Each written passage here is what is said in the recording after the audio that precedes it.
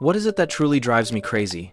Seeing smart, hardworking people who spend 3 hours a day just to find a $2 toothpaste discount coupon, and then they wonder why their bank balance never goes up. We've been indoctrinated since childhood with one dangerous sentence. A penny saved is a penny earned. But here's the reality. If your financial strategy is focused only on how little you can spend and not how much you can earn, you're actually walking backward on a fast-moving treadmill. You're tired, you're sweating, you're stressed, but you're going nowhere. My name is Will, and I spend way too much time thinking about why saving is actually hurting your wealth. If you're a guy in your 20s who is struggling to build wealth, make sure to hit that subscribe button and give this video a like if it helps you out. Let's be honest, we need to talk about the elephant right in front of us. For the past 2 decades, the personal finance industry has been obsessed with your coffee. You've heard this before. They say if you stop buying that $5 coffee every morning and invest it at 8% compound interest, you'll be a millionaire by retirement. Let's do the math for a second. Let's use some third-grade math here. $5 a day times 365 days equals $1,825 a year. Is that money? Yes. Is it life-changing money? Absolutely not. In the United States, the average home price has already crossed $400,000. Healthcare costs are skyrocketing. Inflation is eating away at our purchasing power like termites chewing through dry wood. Saving $1,800 a year by punishing yourself every morning without caffeine is not going to make you rich. It's just going to make you tired and grumpy at work. Here's what most people don't realize. The problem isn't your small expenses. The problem is your mental focus. Every time you spend mental energy resisting a small purchase, you're draining your willpower. And willpower is a limited resource. If you use up your brain power figuring out how to save $5, you won't have any mental capacity left to think about how to make an extra $5,000. You're playing an extremely aggressive defense game, when points are actually scored on offense, and in finance, offense means income. Try to look at this from a purely logical perspective. There's a mathematical limit to how much you can save. That limit is 0. You can't spend less than $0 unless you plan to starve or live under a bridge. There's a hard flaw there. Sure, you can cancel your Netflix subscription.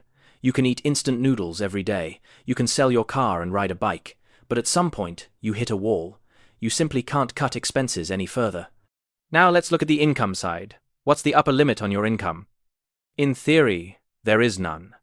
The sky's the limit. You can earn $50,000 a year, $100,000, $500,000, or even millions.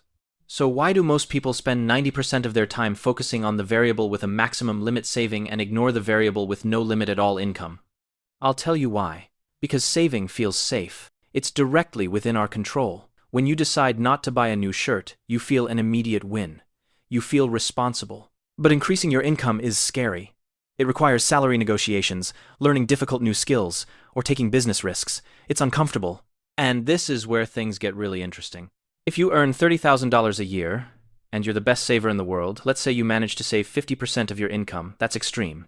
You live like a monk. You save $15,000 a year. Now, take someone else who earns $150,000 a year. But this person is a spender. They're bad with money. They only save 10% of their income. Guess what? They also save $15,000 a year. Exactly the same. The first person suffers every single day for that $15,000. The second person enjoys life, buys what they want, and still sets aside the same amount without the pain. My point is this. Early in your financial journey, your savings rate matters far less than your income level. Now, you might be thinking, but Will, shouldn't we learn discipline first before we have a lot of money? If you can't manage a small amount of money, how could you ever manage a large one? That's a valid argument, but it's often misunderstood. There's a huge difference between financial discipline and a scarcity mindset.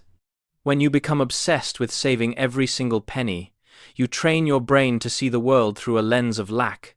You start to see money as something scarce, something to hoard, something to fear losing. That psychology is dangerous. Why? Because wealth is often built through calculated risk-taking and investment. Someone who's afraid of losing $5 will never have the courage to risk $5,000 to start a side business or invest in the stock market when it's down. That fear is paralyzing. I have a friend who's extremely frugal. He'll drive an extra 5 miles just to get gas that's 10 cents cheaper per gallon. He feels like he's winning. But he never factors in the fuel burned on the extra trip, the depreciation of his car, and most importantly, the 30 minutes of time he wasted. Time he could have spent resting, learning, or working. He's picking up loose change in front of a steamroller. He's so busy looking down for coins that he doesn't see the massive truck of opportunity heading straight toward him. This mindset blocks wealth because it forces you to think small. Wealthy people don't ask, "How much does it cost?" as their first question. They ask, "Is it worth the value?" or "Will this save me time?" If paying someone to clean your house allows you to work 2 extra hours on a project that earns you $500, then paying $100 for cleaning is a smart financial decision, not a waste. But an extreme saver's mindset will scream, "Do it yourself! It's free!"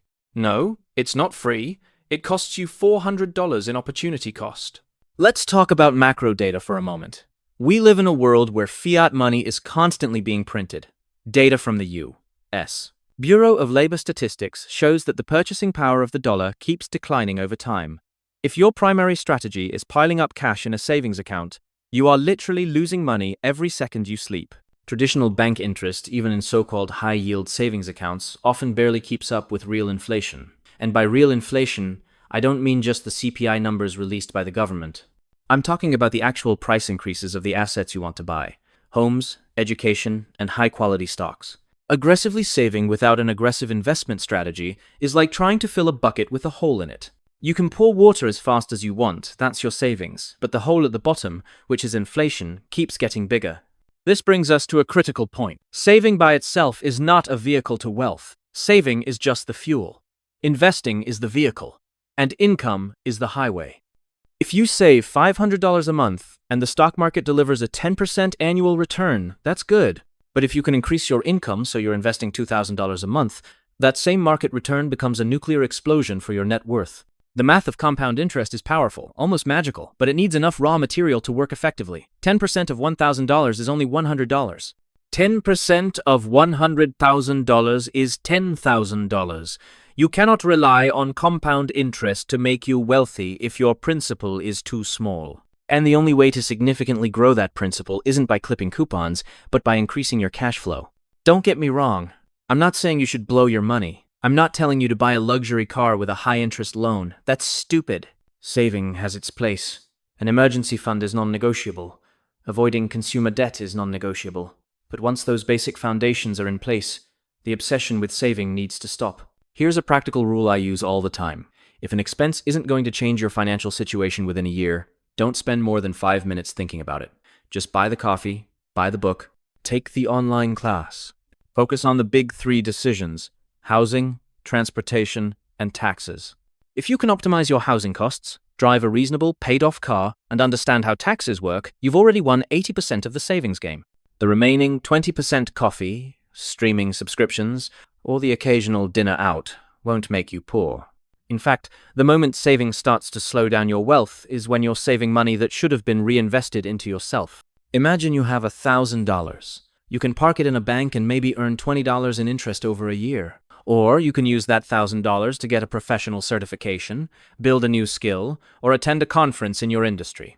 If that certification helps you land a promotion or a new job with a $5,000 raise per year, the return on investment, or ROI, on that $1,000 is 500% in just the first year.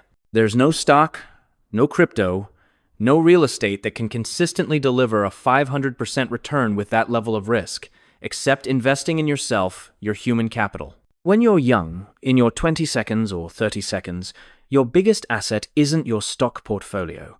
Your biggest asset is your future earning potential. Hoarding cash while being cheap about self-development is the biggest asset allocation mistake you can make. So what should you do starting today? How do we get out of this trap? First, change the script in your head. Stop saying, "I can't afford it." Start asking, "How can I afford it?" The first question shuts your brain down.